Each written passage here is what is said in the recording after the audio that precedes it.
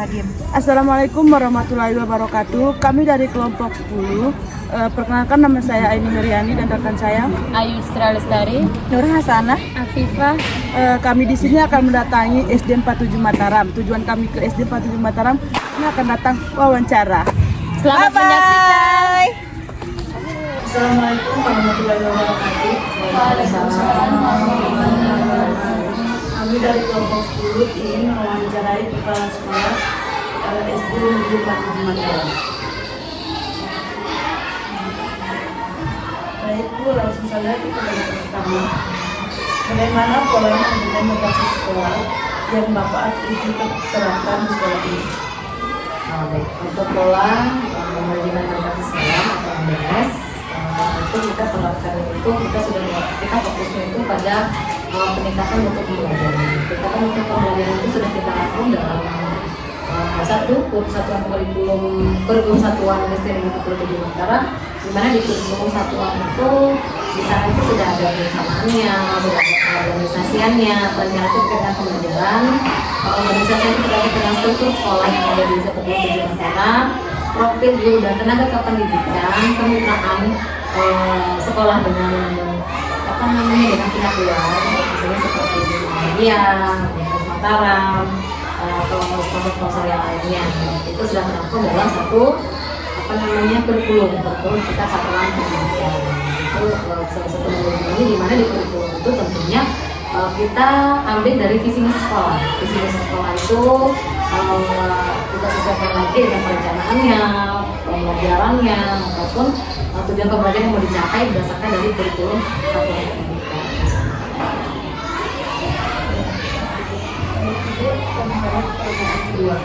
Struktur apa saja yang ada di sekolah ini? Kalau untuk struktur organisasi yang ada di sekolah ini, tentunya setiap sekolah dan lembaga mempunyai struktur organisasi. Organisasi di sini itu ada kepala sekolah, ada presiden, sehingga dalam wakanya waktu kurikulum di sini waktu kurikulum saya ada waka kasiswaan itu namanya Pak Sudin kelas 6, ada waka sarana prasarana atau sarpras, ada Pak Ana, ada waka keuangan. Kalau waka keuangan itu terkait dengan biaya operasional sekolah dan bos. Jadi di situ ada strukturnya. Yang kedua, yang selanjutnya itu ada guru kelas 1, guru kelas 2, 3, 4, 5, dan 6, dan juga ada guru mata pelajaran di sini. Kebetulan di sekolah ini kita ada 7 kelas, 2 kelasnya itu yang paralel itu ada kelas 6A dan 6B. Jadi setiap guru itu mempunyai tugas pokoknya masing-masing dan juga mempunyai tugas tambahan. Biasanya saya di kelas 1, tugas tambahan saya adalah sebagai wakil kurikulum sama admin sosial medianya seperti itu. Di kelas 2 jadi tugas pokok sebagai ketua tim TPK.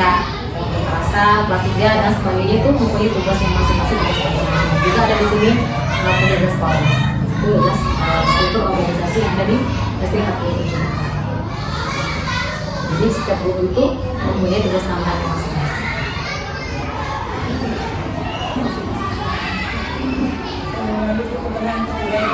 Bagaimana strategi sekolah dalam mengelola sumber manusia guru agar selaras dengan MBS?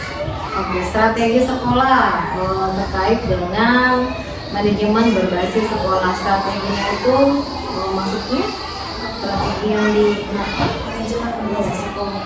Strateginya untuk peningkatannya atau Pengelolaan sumber daya manusia. Oke, berkaitan dengan ini ya, berarti pelatihan dan sebagainya ya. Oke. Kebetulan di sini itu kita ada komunitas belajar. Komunitas belajar itu kita manfaatkan untuk berbagi ilmu, berbagi pengalaman, maupun kita melakukan pelatihan di situ. Jadi untuk meningkatkan manajemen dari gurunya maupun tenaga kependidikannya kita melalui komunitas belajar tadi. Jadi kita pakai itu tiap sekali seminggu setiap hari Sabtu itu dengan kegiatan yang berbeda-beda, entah itu berkaitan dengan pembelajaran, berkaitan dengan karakter anak, entah itu berkaitan dengan manajemen pembelajaran atau metode pembelajaran dan sebagainya dalam pembelajaran lain. Itu kita menggunakan mutu pendidikan. Jadi Mataram salah itu bulan kemarin kita juga mengadakan kayak workshop. Itu narasumbernya itu adalah yang pengawas kita workshop itu berkaitan dengan pembelajaran mendalam atau kurikulum yang terbaru. Jadi peningkatan itu melalui pelatihan, melalui workshop, melalui seminar, melalui komunitas belajar yang ada di sekolah. Setelah itu prestasi apa saja yang diraih oleh sekolah dan siswa selama ini? Oke, prestasi yang sudah didapatkan di sekolah ini selama saya ada di sini itu 2024 kemarin ada beberapa siswa yang berprestasi di bidang sains, bidang IPA, bahasa Inggris. Itu dari beberapa siswa itu ada yang meraih medali emas, ada yang meraih medali emas itu dari IPS. Terus medali perunggunya itu dapat itu bahasa Inggris oleh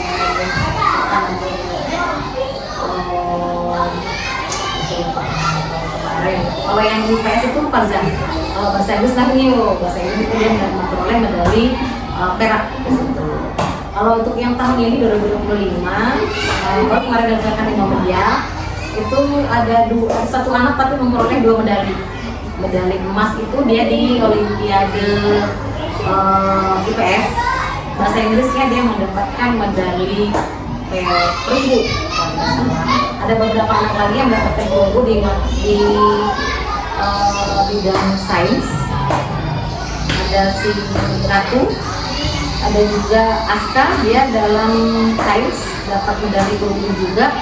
Terus ada Rifta perunggu juga di IPS. Jadi di satu bidang dunia itu ada 3 yang perunggu, 1 emas, sama di bahasa Inggrisnya juga. Terus kalau untuk bidang olahraganya itu kemarin ada taekwondo kelas 3 sekarang itu dia juara 1 itu sih yang untuk yang berprestasinya. Kalau bidang olahraga lain itu renang itu tahun kemarin ada Galang, punya dia juara 1 kita kecamatan ada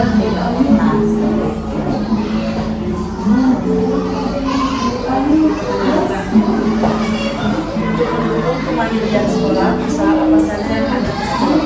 Dan untuk mendukung kemandirian sekolah, kita tentunya punya program kegiatan.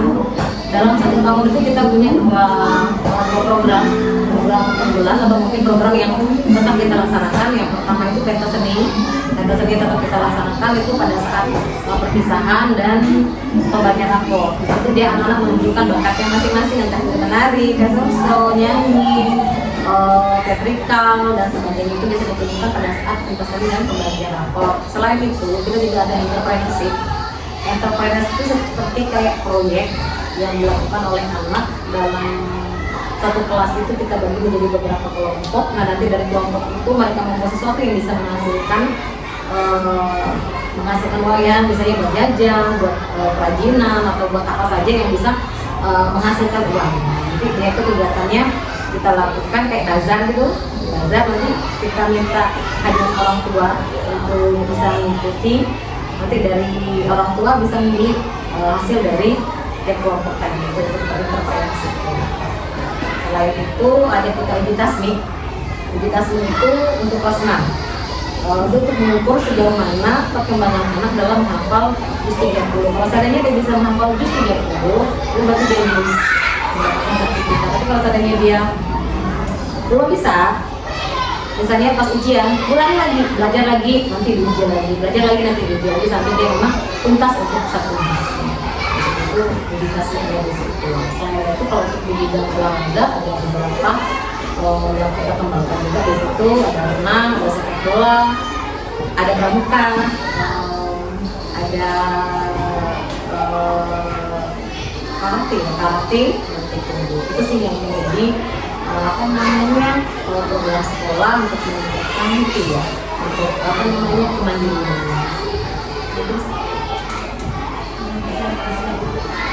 Itu saja wawancara kami hari ini. Terima kasih. Wassalamualaikum warahmatullahi wabarakatuh. Waalaikumsalam warahmatullahi wabarakatuh.